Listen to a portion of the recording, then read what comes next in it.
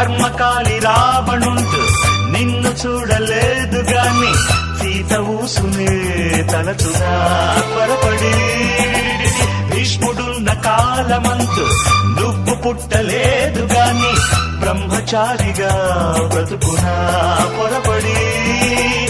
ఇంత గొప్ప అందగత్తే ముందుగానే పుట్టి ఉంటే పాత యుద్ధ గాథలన్నీ మారి ఉండేవే